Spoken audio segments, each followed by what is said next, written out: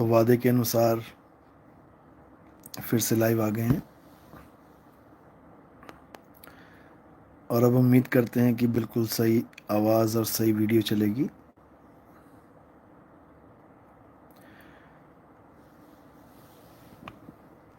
तो परमात्मा की अपार कृपा से आज बहुत ही सुंदर मालिक के जीव, बहुत ही प्यारे जीव मालिक के विवेकी हंस मिले और उनसे बहुत ही अच्छी बातचीत हुई और परमात्मा की पूरी कृपा होगी उन पे।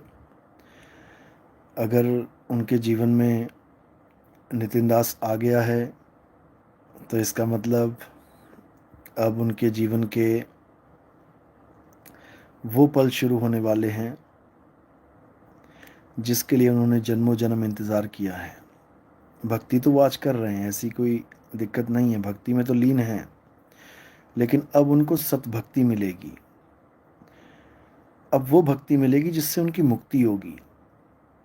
आज तक वो उस भक्ति को कर रहे हैं जिससे मुक्ति के अलावा सब कुछ मिलेगा। रिद्धियाँ मिलेंगी, सिद्धियाँ मिलेंगी, बड़े बड़े नाम मिल जाएंगे, बड़े बड़े ओहदे मिल जाएंगे, नर से इंद्र, इंद्र से गजेंद्र बन जाएगा, लेकिन वो चीज़ नहीं मिल पाएगी जिसके लिए वो दिन रात तड़प रहा है। और वो क्या है? वो जन्म मरण से मुक्ति, वो परमात्मा की शरण, वो मालिक के चरणों में लीन हो जाना। अब वो चीज़ मिलेगी। तो आज जो हमारा आगमन हुआ एस्कॉन टेम्पल में, जापान टोक्यो में, बहुत ही प्रेमी जीव मिले। मैं बता रहा था, आवाज़ साफ नहीं आई थी उस वक्त, मैं दोबारा बताता हूँ। वहाँ पर एक ऐसी स्त्री मिली जो इतनी लीन थी मालिक के प्रेम में, यानी कृष्ण जी की भक्ति में वो इतनी लीन थी क्योंकि वो कृष्ण जी को ही मालिक समझती है। इतनी लीन थी कि बस चारों तरफ एक ही चीज़ दिखती है उसको। और जब हमारे साथ मुलाकात हुई तो मैंने बस एक ही बात करी कि बहुत अच्छी बात है, आप कृष्ण जी की भक्ति में इतने लीन हो और उनका नाम भी जपते हो। हरे कृष्णा हरे राम का मंत्र है एस्कॉन वालों का। लेकिन सत भक्ति इससे भी आगे है। जो कृष्ण जी की असली भक्ति है वो इससे भी आगे है। जो कृष्ण जी का परम ज्ञान है वो इससे भी आगे है। केवल नाम जपने से बात नहीं बनेगी। तो वो पूछने लगी कि क्या करना होगा, क्या है उसके आगे। तो वहीं पर एस्कॉन टेम्पल में ही बहुत सारी भाषाओं में अलग अलग प्रकार की गीता रखी हुई थी। तो उसमें से मैंने हिंदी वाली उठा के उसको हाथ में पकड़ा दी, उसको गीता का वो श्लोक दिखा दिया जिसमें भक्ति का मूल सिद्धांत छुपा हुआ है, जो एस्कॉन टेम्पल वाले भी नहीं समझ पा रहे हैं कि आखिर ये लिखा क्या है। जो उसको केवल एक कर्म योग कह के किनारे कर देते हैं, असल में उनको ये नहीं पता कि वही असली कर्म है। अगर तुम कुछ कर्म करना चाहते हो तो वही असली कर्म है, उसके अलावा सब कर्म फेल हो जाएंगे। यानी तुम पूजा पाठ हवन यज्ञ करोगे, मंत्र जपोगे, नाम जपोगे, सब फेल हो जाएगा। केवल अध्याय 3 और 17वां श्लोक अगर आपने अच्छे से समझ लिया तो आपका जन्म सफल हो जाएगा। तो यही चीज़ मैं उसको समझा रहा था कि देखो, अध्याय 3 और 17 श्लोक, इतनी सटीक जगह ये श्लोक बोला गया है अध्याय 3 में, क्योंकि जब हम ज्ञान दृष्टि से देखेंगे तो 3 के आगे 17 है, 3.17। 3 लिखा, उसके आगे 17 है। अब 3 का मतलब क्या है? त्रिगुण। यानी 3 गुणों से आगे क्या है? सत्रह। यानी सत और रह, यानी 3 गुणों के आगे क्या रहेगा? सत्य रहेगा। 3 गुण यानी कि त्रिगुणी माया यानी संसार यानी काया, ये सब नष्ट भी हो जाएगी तो क्या रहेगा? सत्य रहेगा। तो 3 गुणों के आगे जब सत्य रह जाए तो समझ जाना कि अब तुम्हारी भक्ति पूर्ण हो गई है। लेकिन उसको जानने के लिए पहले आपको तत्वदर्शी संत की शरण में जाना पड़ता है। अध्याय 4 34वां श्लोक यही समझाता है कि हे अर्जुन, अगर तुम सत्य को प्राप्त करना चाहते हो, तुम ऐसे तत्वदर्शी संत की शरण में जाओ जो असत्य रूपी माया से, यानी कि त्रिगुणी माया से तुम्हें परे करके सत्य के साथ जोड़ दे। वही तत्वदर्शी संत है। सत्य यानी आत्म तत्व। हे अर्जुन, आत्मा ही सत्य है। आत्मा के अलावा इस संसार में कुछ सत्य नहीं है। आत्मा अजन्मा है, नित्य है, शाश्वत है, पुरातन है। आत्मा ही सत्य सनातन है। यानी अगर तुम्हें आत्मज्ञानी गुरु मिल गया तो समझ लो कि तुम्हारा जन्म मरण का खेल खत्म हो जाएगा। और अगर तुम्हें मंत्र जाप वाले गुरु मिले, या पूजा पाठ हवन यज्ञ, या मंदिर मस्जिद गुरुद्वारे वाले, या कोई तुम्हें नदियों में स्नान कराने वाले, या पर्वतों के चक्कर लगाने वाले, तो तुम घन चक्कर बने रहोगे और बार बार इस दुनिया में आते और जाते रहोगे। कोई रोकने वाला नहीं है। तो जब ये बात उसके समझ में आई, तो जब मैंने 3:17 बोला, उसको मिनट बोला मैंने कि याद करने के लिए तुम्हें बता दूं, 3:17 याद रखना, अध्याय भूल जाओगी। 3:17 बहुत इंपॉर्टेंट है समय तुम्हारे लिए। तो कहती है, अरे मेरा जन्म, जो मेरे जन्म की जो जन्म का समय जो है वो 3:17 ही था। तो मैं बहुत हैरान हो गया। मैंने कहा बताओ, 3:17 तो मैं अध्याय याद करवाने के लिए बोल रहा हूँ, और वो कह रही है कि मेरा जन्म ही 3:17 का है। तब मैंने उसको नाम पूछा, क्या है नाम तुम्हारा? तो कहती मीरा। मतलब इस मीरा को बिल्कुल सही ज्ञान मिलने वाला है कृष्ण तक पहुंचने का। यानी वो जिसको प्राप्त करना चाहती है, परमात्मा ने अपने आप एक जरिया बना दिया कि जाओ और उस मीरा को उसके आत्म देव रूपी कृष्ण से मिलाओ। क्या बात है। तो उनका नंबर लिया मैंने और उनको मैसेज भेज दिए हैं। अब धीरे धीरे अपने आप परमात्मा उनकी बुद्धि विवेक को जागृत करेगा और धीरे धीरे वो समझ पाएंगी कि आखिर उन्हें चाहिए क्या। तो ये सब तभी हुआ है जब आप लोग का योगदान हुआ है और आप लोगों ने नितिन दास को इतना समर्थ बनाया है कि पूरे विश्व में अब हम डंका बजा सकते हैं। हम हर शहर में जाकर मालिक के जीवों को ढूंढ ढूंढ के सत्य ज्ञान तक पहुंचा सकते हैं। ये सब आप लोग का ही प्रेम है। तो ऐसे ही प्रेम बनाए रखो और सत्य का डंका बजाए रखो। क्यों? क्योंकि अब कलयुग में सतयुग लाने का समय आ गया है। बड़े बड़े संतों ने जिस समय का इंतज़ार किया है, अब वो समय आ गया है। बड़े बड़े ग्रंथों में जिस समय के बारे में जिक्र किया गया, वो समय आ गया है। अब कलयुग में सतयुग का समय आ गया है। अब घर घर में केवल आत्मा का ही ज्ञान, आत्मा का ही ध्यान, आत्मा का ही चिंतन होगा। और जैसे मैंने बताया था कि जब कृष्ण आता है तो पौंड्रक भी आते हैं, और इस बार तो पौंड्रक एक नहीं है, इस बार पौंड्रक अनेक है। यूट्यूब खोलो और तुम्हें पौंड्रकों की लाइन लग जाएगी। देखते चले जाओ, देखो और एंजॉय करो बस। जो पत्थर पूजते थे आज वो आत्मा की बात करने लगे। जो लोगों के सवाल करने पर कि गुरुजी आत्मा कैसी होती है, ये जो आचार्य बने हुए हैं, घर बैठे आचार्य, जैसे घर में आम का अचार बना लेते हैं ना ऐसे लोग घर बैठे आचार्य बने हुए हैं। इन निकम्मों को इतना भी नहीं पता कि आचार्य एक डिग्री होती है, शास्त्री एक डिग्री होती है। आचार्य बन बैठे घर बैठे, लेकिन आज तक आईआईटी नहीं छूटी इनसे।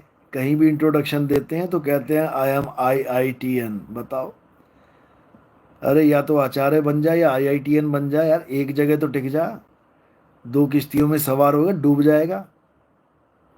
तो आचार्य कोई ऐसा ऐसा पद नहीं है कि तुम्हें घर बैठे मिल जाए। आचार्य के लिए तुम्हें शास्त्रार्थ करना पड़ता है, उसके लिए तुम्हें शास्त्रों का अध्ययन करना पड़ता है। एग्ज़ाम होता है उसका बाकायदा, उसकी डिग्री मिलती है, आचार्य की डिग्री मिलती है। शास्त्री की डिग्री मिलती है, यहाँ तक कि शंकराचार्य की डिग्री मिलती है। ऐसी घर बैठे थोड़ी नहीं कोई अपने नाम के आगे लगा सकता है मैं शंकराचार्य हूँ। बताओ, ये जितने भी नकली आचार्य घूम रहे हैं इनको टाइट करने का समय आ गया है। अब इनसे सवाल करो तब इनको समझ में आएगी बात हमारी। तो इन नकली आचार्यों ने जो पहले आत्मा के नाम पे एक ठहाका मार के हंसते थे और कहते थे आत्मा नाम की कोई चीज नहीं होती, तुम्हें किसने कहा आत्मा होती है, आज वही निकम्मा आचार्य है, आज ये कहते नहीं थक रहे हैं कि आत्मा ही सत्य है, गीता का सार आत्मा है, आत्मा में ही समा जाना है, आत्मा को ही जानना है। अब कहां से आ गई तुम्हारी आत्मा? अभी तक तो तुम राजू को काजू बनाने में भी विश्वास नहीं करते थे कि राजू मरेगा तो मर ही जाएगा, काजू नहीं बनेगा। बताओ, यानी तुम जीव को भी दोबारा शरीर धारण करने में विश्वास नहीं रखते थे और आज तुम जीव से परे उस आत्मा को तुम बोलने लग गए कि आत्मा होती है। शर्म करो निकम्मो, शर्म करो। नहीं करोगे तो जनता जाग रही है, खुद ही करवा देगी। तो अब जागने का समय आया है मेरे भाई। ऐसे पौंड्रकों से बचना है, ऐसे पौंड्रकों को तो अच्छे से सबक सिखाना है और सत्य को अपनाना है। सत्य अपनाओगे तभी कल्याण होगा, नहीं तो नहीं होगा। कविता शराफ, इनके लिए तो एक ही शायरी नजर आती है, हम तो डूबेंगे सनम तुम्हें भी ले डूबेंगे। बिल्कुल सही बोल रहे हो। इनको कुछ नहीं चाहिए, इनको बस अपना अकाउंट भरा रखना रखना है और कुछ नहीं है। डोनेशन डोनेशन डोनेशन करते रहते हैं 24 घंटे। भुखमरी फैला रखी है इन लोगों ने और कुछ नहीं। कोई बंदा ज्ञान समझ के अगर 2-4 कमेंट अच्छे कर देता है तो उसके पीछे पड़ जाते हैं, डोनेशन दो डोनेशन डोनेशन दो। कितने लोग बेचारे 50-50 हज़ार डोनेशन दे के हमारे पास आए हैं कि लूट लिया जी, उन्होंने लूट लिया, आत्मा आत्मा करके लूट लिया, आत्मज्ञान करके। और जब आत्मा की बात करो तो कुछ भी नहीं है। कहते हैं आत्मा को जानने का मतलब है असत्य को देखते रहो। बताओ, मतलब इतना बड़ा बेवकूफ इस संसार में कैसे कोई हो सकता है जो ये कहे कि आम खाने का मतलब है करेले को चबाते रहो। बताओ, अरे आम अलग चीज है, करेला अलग चीज है। सत्य को जानने का मतलब ये नहीं होता कि असत्य को देखते रहो। सत्य को जानने का मतलब होता है असत्य से मुंह फेर लो और सत्य में समा जाओ। अध्याय 3 17वां श्लोक यही इशारा कर रहा है। हे अर्जुन, जो अपनी आत्मा में रमण करते हैं, जो अपनी तो अध्याय 3 17वां श्लोक यही इशारा कर रहा है, जो अपनी आत्मा में रमण करते हैं, जो अपनी आत्मा में तृप्त हैं, जो अपनी आत्मा में संतुष्ट हैं, उनके लिए कोई कर्म कर्तव्य लागू ही नहीं होता। बताओ, इतनी सी बात नहीं समझ में आ रही है। गीता ये कह रही है कि अपनी आत्मा में रमण कर। अरे अपनी आत्मा में जब कोई रमण करेगा तो असत्य तो अपने आप ही छूट गया ना। क्यों नहीं छूटा? अब आत्मा को जाना नहीं और असत्य की तरफ देखता रहा तो फिर सत्य कब मिलेगा? कभी नहीं मिलेगा।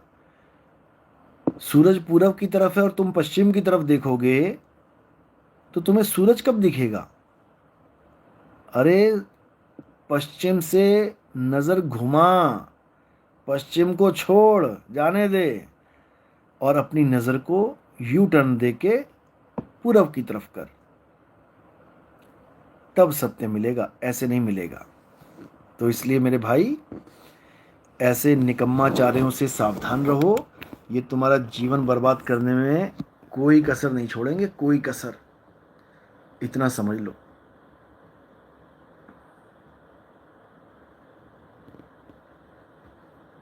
राजेश कुमार, मैं आ नहीं पा रहा हूं साहिब आपके पास। अपने चरणों में, अपने चरणों में क्षमता, क्या लिखते हो आप? तो मैं जरूर आऊँगा एक दिन। बिल्कुल जी बिल्कुल, जरूर आओ आप। कहीं भी सत्संग होता है, जहाँ भी आसपास होता है तो आओ, कोई बात नहीं। खेमदास नेपाल, सतनाम साहिब बंदगी। मनसुखदास, जय सतनाम।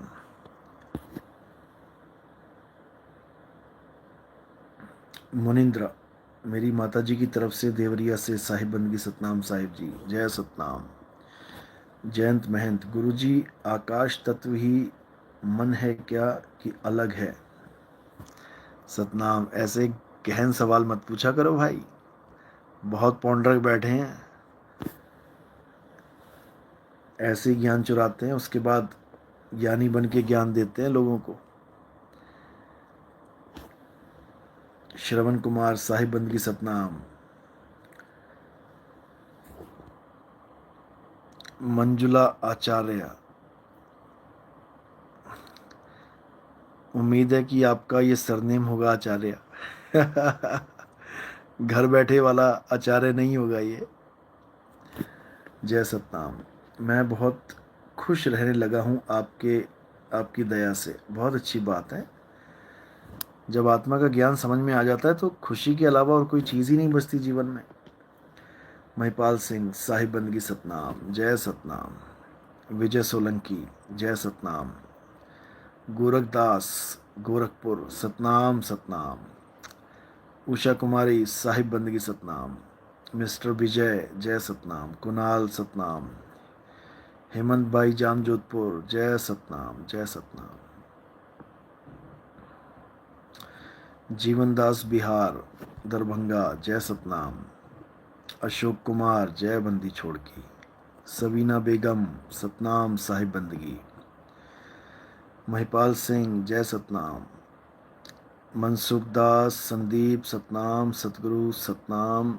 दिनेश, सतनाम। अजय अवस्थी, जय सतनाम।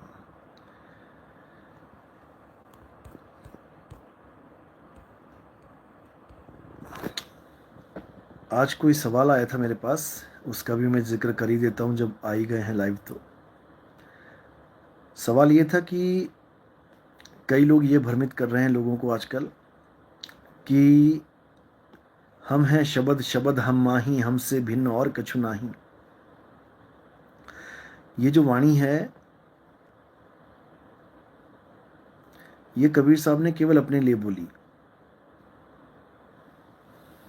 ऐसा बोल के लोग ये भ्रम में डाल रहे हैं कि आपका स्वरूप शब्द हो ही नहीं सकता। अब इन निकम्मों को मैं क्या कहूँ, कितना समझाऊं। अब पास नहीं है, नहीं तो टीचर का काम तो होता है कान पकड़ के मरोड़ना।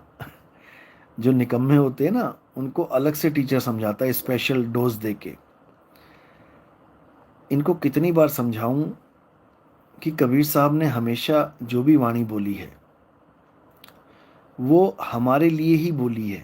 उनको अपने लिए बोलने की जरूरत नहीं है कुछ भी। जो भी वाणी बोली है उन्होंने हमारे लिए बोली है। समझो बात को, लेकिन समझ में नहीं आती। कबीर सबसे हम बुरे, हम तज भलो सब कोए। अब ये वाणी बोली कबीर साहब ने, कबीर सबसे हम बुरे, कि इस दुनिया में अगर सबसे बुरा कोई है तो मैं हूं। हम तज भलो सब कोए, जिन ऐसा कर बूझिया, अमीत हमारा सोए। देखो कितनी, मतलब इतने प्रेम से सामने वाले को समझा भी दिया, खुद को बुरा बता के। अब बता उनको रहे हैं, कबीर सबसे हम बुरे। अब इसको सुन के कोई कहे कि इस दुनिया में सबसे बुरा कौन है, कबीर है। क्यों? क्योंकि वो खुद कह रहे हैं कि मैं बुरा हूं। अब वो ये नहीं कह समझ रहा कि मुझे समझा रहे हैं कि हम लोग दुनिया में सबसे बुरे हैं, ऐसे ऐसे कर्म है हमारे। कबीर सबसे हम बुरे, हम तज भलो सब कोए, जिन ऐसा कर बूझिया, और मीत हमारा सोए। जिसने ऐसा करके अपने जीवन को समझ लिया कि सबसे बुरा मैं ही हूं, मैं किसकी बुराई करूं। यानी सबसे बुरा आदमी किसकी बुराई कर सकता है? अरे सबसे बुरा ही मैं हूं। तो हमारा एक दुर्गुण जो बुराई करना है वो खत्म हो जाएगा, ना कि कबीर साहब बुरे हो गए हैं। इन लोगों ने ऐसा बर्बाद कर दिया वाणी को कि क्या बताया जाए। तो कबीर साहब हमें ही समझा रहे हैं, हम हैं शबद शबद हम माही, हमसे भिन्न और कछु नाही। शब्द न बिन से देही, कहे कबीर हम शब्द सने ही। कबीर साहब ये समझा रहे हैं कि हम हैं शब्द, शब्द हम माही, कि हे जीव हमारा स्वरूप शब्द है और तू भी शब्द ही है, लेकिन तू अपने स्वरूप को भूल के जीव बना बैठा है। बीजक पढ़ो। शब्द हमारा तू शब्द का, सुन मत जा सरक, और जो चाहे निज रूप को, निज तत्व को, तो शब्द ही ले परख। बताओ।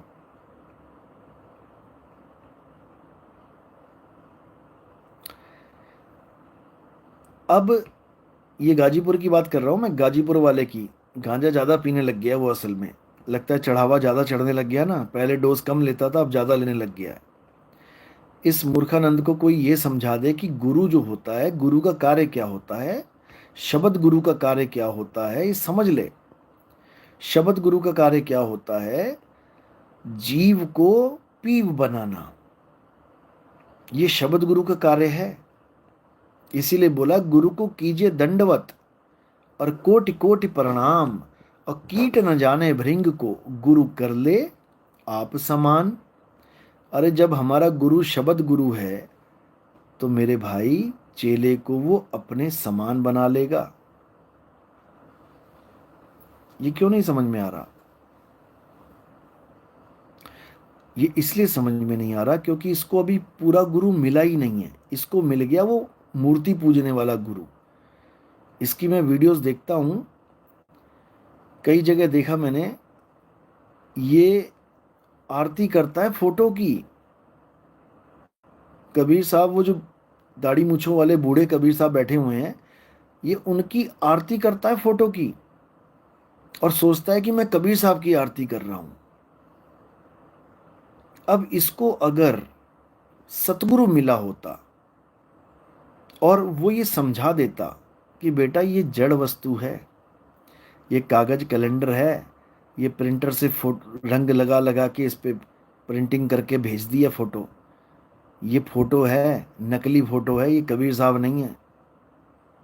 अगर ऐसा बताने वाला कोई गुरु मिल जाता, इसको शब्द भेदी गुरु मिल जाता, तो इसके जीवन से ये सब कागज, ये सब प्रिंट, ये सब कलर छूट जाते, इसको जीव से पीव होने का रास्ता मिल जाता।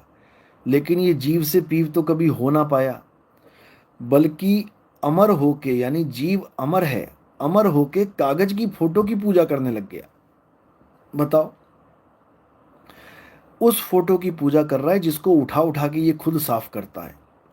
उस फोटो की पूजा कर रहा है जिस पर धूल पड़ जाए तो खुद से हटा नहीं सकती फोटो अपने आप को।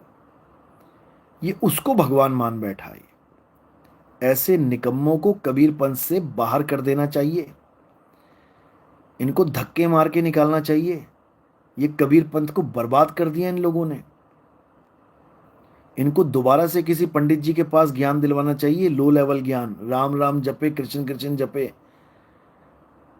ये कबीरपंथ में घुस बैठे हैं, ये घुसपैठिए। इन लोगों को इतना नहीं समझ में आ रहा। कबीर साहब की वाणी कभी पढ़ी हो जीवन में, कभी समझी हो, तब तो समझ में आएगा। हंसा तू तो सबल था, सबल का क्या मतलब होता है? हंसा तू तो सबल था, हल्की तेरी चाल। इस वाणी को इसके गाल पे मारना दबा के। ये वाणी चटाक से मारनी चाहिए इसके गाल पे, कि सबल और दुर्बल का मतलब बता दे क्या होता है। हंसा तू तो सबल था, क्या मतलब है इसका? बस इससे पूछ लेना, ये मैदान छोड़ के ना भाग जाए तो। हंसा तू तो सबल था, हल्की तेरी चाल, यानी ए हंसा तू सबल था, अब क्या बन गया? अब दुर्बल बन गया, दुर्बल। यानी पहले तू पीव था, अब जीव बन गया। अब मेरा क्या काम है? दोबारा से जीव को पीव बना देना। अरे कोटि तो ब्रह्मा भय और कोटि भय ईश, साहिब तेरी बंदगी से ये जीव होए जगदीश। इस निकम्मे के समझ में नहीं आएगी ये वाणी। क्यों? क्योंकि इसको कभी वो पद प्राप्त ही नहीं हुआ।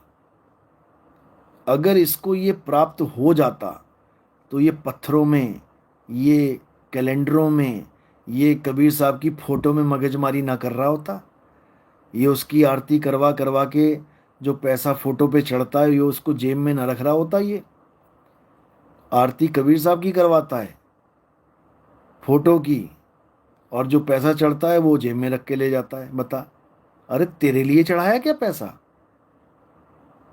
तेरे लिए चढ़ाया तो बता। जिस फोटो पे चढ़ाया उसको सोने से मढ़ा दे उसी पैसे से। तेरे परमात्मा का घर जो फोटो है फ्रेम, तेरा परमात्मा जिस फ्रेम में रहता है वो फ्रेम ही सोने का बनवा दे, अगर परमात्मा के नाम पे पैसा चढ़ रहा है तो। निकम्मे, ऐसे मूर्खों ने भ्रष्ट कर दिया कबीर पंथ, और इन लोगों को ठीक करने के लिए मैं आया हूं। मेरा आगमन इसीलिए हुआ है कि जितना गंद डाल रखा है ना धर्म के नाम पे, भगवान के नाम पे, ये सब साफ करने आया हूं मैं। अच्छे से साफ करके जाऊंगा, चिंता मत करना। ऐसी सफाई कर दूंगा, ऐसी सफाई कर दूंगा कि कलयुग में कली को मुंह छुपाने के लिए जगह नहीं मिलेगी। ये कली इसके अंदर बैठा हुआ है, ये कली भगवान है ना, कली काल, ये इन लोगों के अंदर छुपा बैठा है। ये स्टेयरिंग पकड़ लिया इन लोगों का, और जहां घुमाता वहीं घूमते चले जाते हैं ये लोग। इस कली को ऐसी हालत कर दी जाएगी कि छुपने के लिए जगह नहीं मिलेगी, इसको ऐसी सफाई कर देंगे, चिंता मत करो। इसीलिए आए हैं यहाँ पे इस संसार में। एस भोकाल जय सतनाम,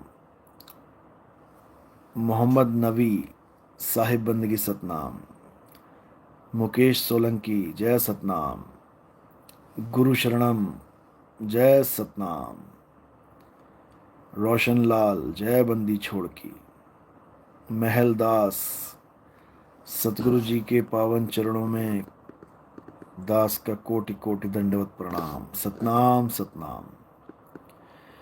मर्द के चेले का पंकज दास जय सतनाम, नंदू दास साहिब बंदगी सतनाम, महिपाल दास जय सतनाम, व्रज मंडल कीर्तन मंडली जय सतनाम।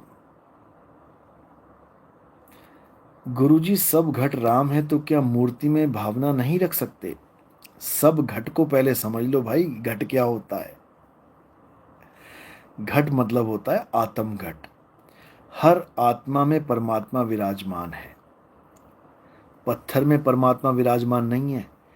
अगर पत्थर में परमात्मा होता तो पंडित जी को प्राण प्रतिष्ठा करने की जरूरत ही क्यों होती? अगर पत्थर में परमात्मा है, कण कण में परमात्मा है, तो परमात्मा तो पहले से ही कण कण में है, मूर्ति में भी है। तो फिर पंडित जी प्राण प्रतिष्ठा क्यों कर रहे हैं? ये दूसरा परमात्मा डाल रहे हैं क्या उसमें? समझो बात को। जो कण कण में है वो ब्रह्म है, ब्रह्म ब्रह्मांड में व्याप्त है। इसीलिए कई लोग ऐसा कहते हैं कि भगवान यानी ब्रह्म और ये संसार एक ही है, दृश्य और दृष्टा एक ही है। राम और जो संसार है वो एक ही है, कृष्ण और संसार एक ही है। क्यों? उन्होंने बनाया है, तो बनाने वाला और बनने वाला एक ही है। यही अज्ञान है, बस इतना समझ लो, इतना समझ लो। खैर कोई बात नहीं, आप सत्संग सुनो, अच्छे से समझ में आएगा। सीरियल वाइज सुनना, 1 2 3 4 5 6 7 करके सुनोगे, एक एक बात समझ में आएगी। पक्षपात मत करना कि मेरे गुरुजी ने तो ये बताया था, नितिन दास ये बता रहा है, चलो जाने दो यार, हमने क्या लेना, हम तो अपने गुरुजी की मानेंगे, भले वो झूठ हो। ऐसा मत करना, क्योंकि वो गुरुजी के साथ नहीं, वो तुमने अपने आप के साथ पक्षपात कर दिया है, तुमने अपनी आत्मा के साथ पक्षपात कर दिया है। सत्य को अपनाओ। जय सतनाम, जय सतनाम। चलो आज का लाइव थोड़ा छोटा रखेंगे क्योंकि सुबह निकलना है जल्दी। अब कल मिलेंगे और कल अच्छे से मिलेंगे। जय सतनाम, जय सतनाम, जय सतनाम, साहिब बंदगी सतनाम।